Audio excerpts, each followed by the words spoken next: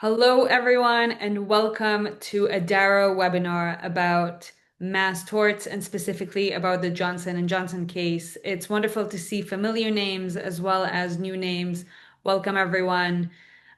Before we start, it's really important for me to say that we do have a Q&A box here in the webinar, so make this a conversation. And in case you have any questions that you would like us to answer, feel free to drop them down in the box below. My name is Amit, and I'm going to be your host and MC for today. I do partnerships here at Darrow. I am an Israeli attorney, previously specializing in antitrust law. And with me today are Serge and Maram. Our first speaker will be Serge, who is our director of mass torts. He'll be giving us the legal lens into the Johnson and Johnson case. And after him, Maram will share the legal intelligence perspective. Maram leads our consumer protection legal intelligence team.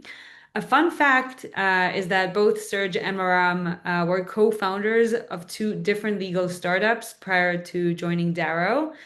And without further ado, I'd like to welcome Serge to present. Hi, Serge. Hi, everybody. Thank you so much, Amit, for the introduction. It's a pleasure to be here today with all of you. As Amit mentioned, I'm in Florida, and I'm the director of Mass Tort here in Darrow. And yeah, I'd like to just jump into it and tell you a little bit about the background of the Johnson Johnson case. So this it's an MDL, it's a multi-district litigation. And it really centers on two products that Johnson& Johnson developed. One of them was the baby powder, and the other one was the shower to shower. And the issue with those products is that they both had asbestos in them, which led to various types of cancers that were identified over the years. And the first lawsuit over this was a state court suit that was filed in 2009. And since then, there have been a lot of verdicts in favor of plaintiffs that showed that indeed Johnson& Johnson was creating a product that had asbestos in it. In 2013, there was several verdicts favoring the plaintiff. In 2016, it was a huge verdict, $70 million in a California district that awarded for ovarian cancer. There was a huge lawsuit there. And in 2017, also in LA, there was a 417 million lawsuit to the plaintiff. So that was, a really difficult outcome for Johnson and Johnson because there's just so many of these cases, and so their goal was really to try and try to limit their liability, and try to consolidate these cases. It was then followed by another jury verdict in 2018. This one was in Missouri, and uh, it was a huge amount. It was like over $4 billion, and it was to 22 different women who also alleged that they were victims of this they had ovarian cancer as a result of this product. And when Johnson and Johnson saw that, it was one of the largest product liability verdicts in history. So it really scared them, and they tried to do everything possible to first of all limit the exposure. They also in 2020 they pulled the product from the market. And then in 2021, by then there was already almost 40,000 lawsuits that were filed, which was potentially billions of dollars in liability. And in 2022, they discontinued the products, but the damage had already been done. And unfortunately for Johnson and Johnson, a lot of plaintiffs were now filing these suits. It was consolidated into an MDL. And all the way up until 2024, a lot of lawsuits were continued to be added to the MDL. And there was almost, as of July of this year, there's almost 60,000 cases for talc powder, which is really a huge liability for Johnson Johnson, and also a terrible outcome for the people that use the product. So what did Johnson Johnson do?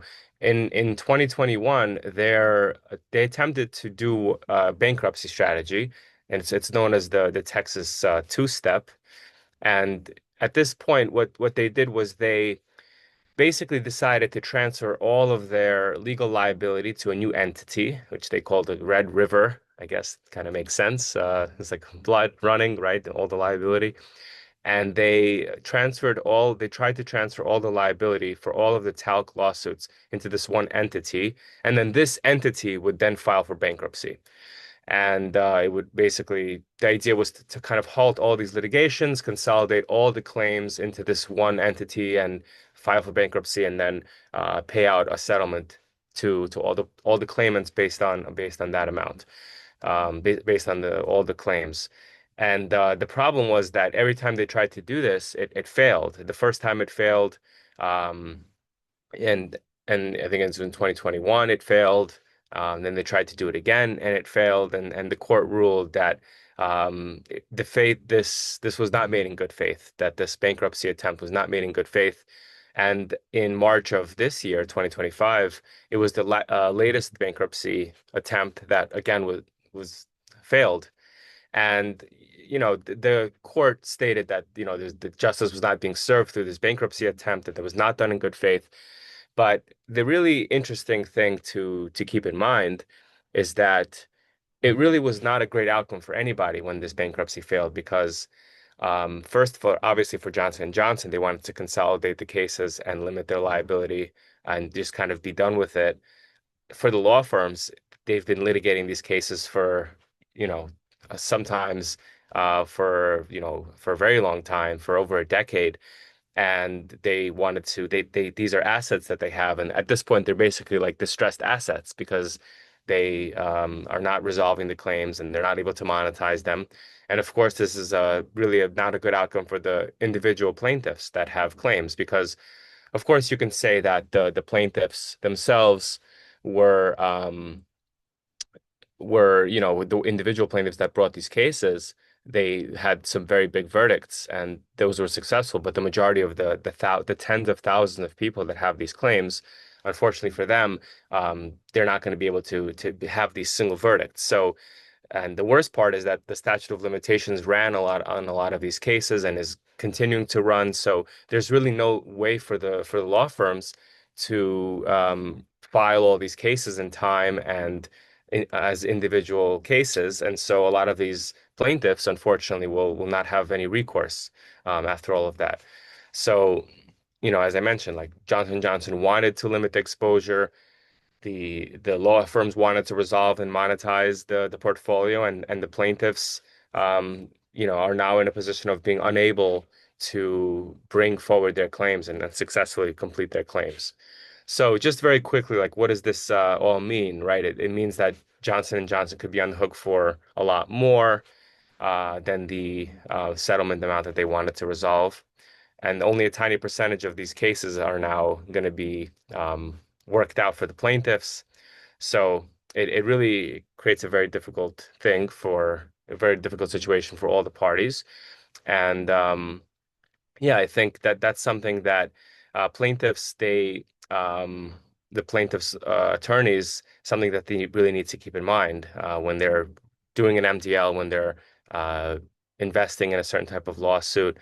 And it's just like a very important thing that happened in the industry that's really followed and that will be tracked extensively by other law firms that are looking into in the space in mass tort and going into MDLs in general. So just one more thing I wanted to say about that is that there are really many lessons to be learned here from this whole lawsuit and the MDL and the failure of this bankruptcy.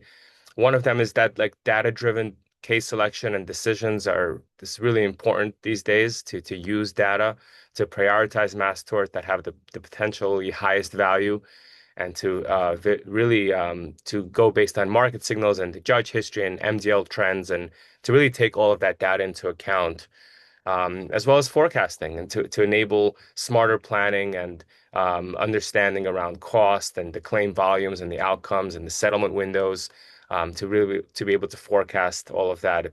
Having that kind of foresight. Of course, it was more difficult back then because a lot of this data didn't exist at the beginning of these cases. But today we with AI and advancements in our ability to forecast it, it's really something that law firms should think about.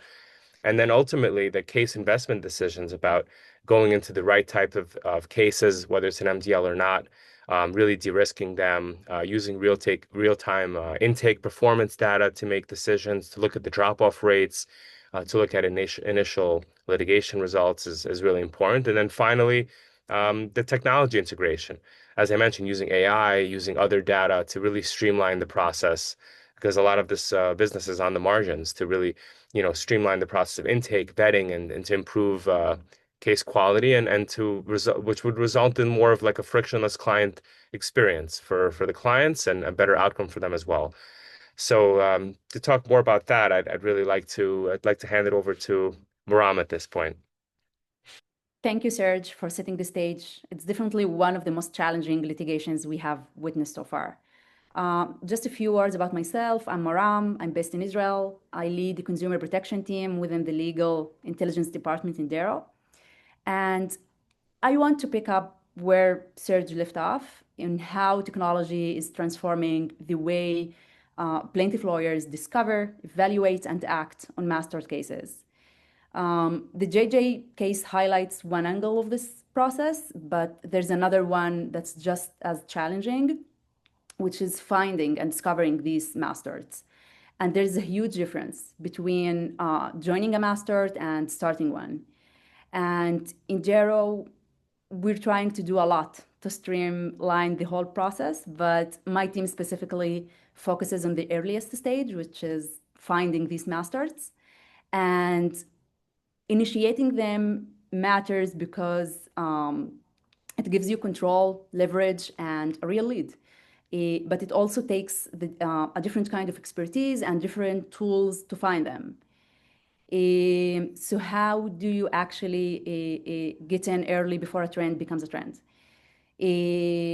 So the hardest part we faced was making sense of the evidence and collecting the right data.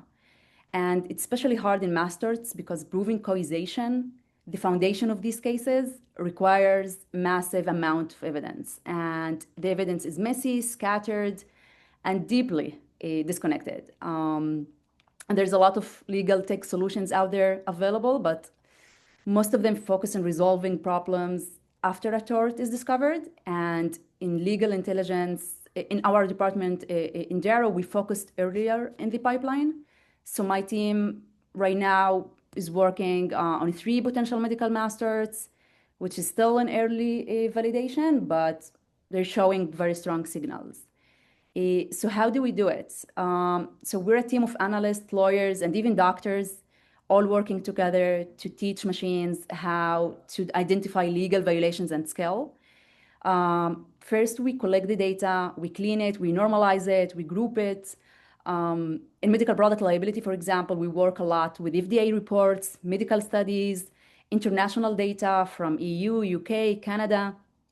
And then we cross-reference these data sources, and then we enrich it. We enrich the data, like we add injury severity or recent label changes, or whether the product has been already involved in litigation or not.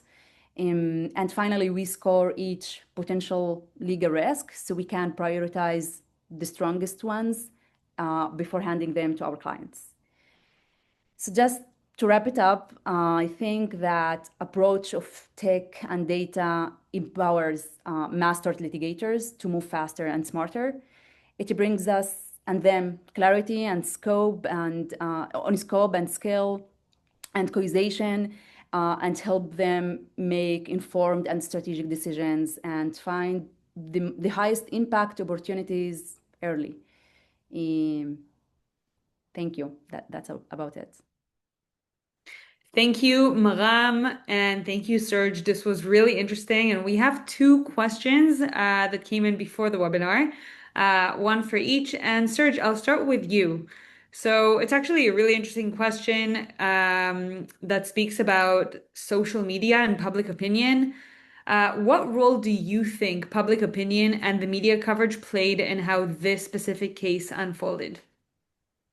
Right. No, that's a good question. I think initially when this came out and it was in the media, it was all over the news, and a lot of people found out about it. I think the obvious benefit is that people found out that since they were taking this product, that they might have been exposed to asbestos and therefore had a cancer. So I think, of course, in some ways that's like a positive development because it notified plaintiffs that they might have been harmed, and so that encouraged them to find legal representation.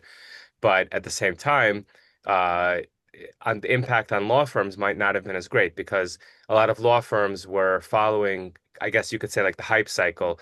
A lot of law firms went into this case and started advertising for this case. The market became very saturated, and you could make the argument that a lot of them made the decision without really looking at the data, without really looking deeply at whether or not this is the right thing to do, whether it's the right strategy, and they just kind of followed the trend that other law firms and that the media was kind of suggesting. So I think it's important to make data-driven decisions, and I think that the media and public opinion might have kind of just gotten everyone to jump on the bandwagon without really doing their due diligence.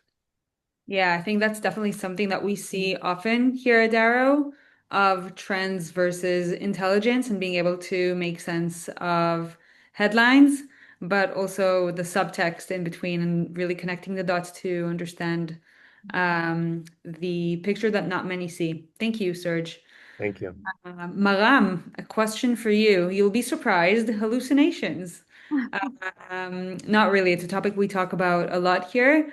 My question to you is more about tech, and that is, technology is still very new, and there have been many different cases of attorneys that were caught with hallucinations in their cases.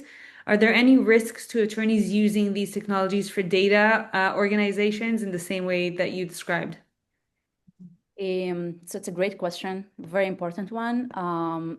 In our system, I would say AI is not used to generate legal arguments or citations. Like there's no risk of hallucinations or creating like fake case law.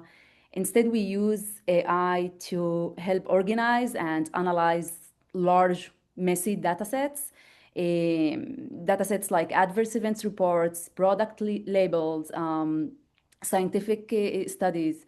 So it's AI just help us here to tag, clean, cluster, extract early signals from unstructured data. And we actually don't rely only on technology. Like we work with doctors and legal analysts, and all of them help us assess the causation in master cases and like make the automations more reliable. And this help us ensure that the insights we surface are accurate and reliable. Do you have any tips and advice for attorneys who want to use tech and are afraid of hallucinations? Serge, this question is for you as well. Do your own due diligence. Don't rely on the model to give you the right answer, but really make sure that it makes sense and that it checks out. And of course, it's good to use AI and all these tools as a draft and to help you do the research, but don't rely on it and really do a human review of it before you submit it. I don't know if Maram has anything to add to that. Okay, that's it. Like double check with several tools, check manually, especially when it comes to important questions like citations and filings. So yeah. Yeah, and I want to add, I mean, from my perspective of working with you guys, it's really understanding what your tools are based on. So open AI that runs on a bunch of different data sets versus AI that runs on specific data sets. And as you said, Maram just organizes or is prompted to do specific tasks rather than pulling from all over the open internet. All right, I don't see any more questions. Thank you everyone for joining today. Thank you, Serge, and thank you, Maram, for a really interesting webinar and great insights. There are no more questions in the chat, so feel free to contact us at contact@darrow.ai or to Serge or to Maram with any follow-up questions or thoughts that you have following this webinar. And again, I just want to say thank you for joining, and we hope to see you in our next webinar. Thank you very much. Thank you, Okay, guys. thank you.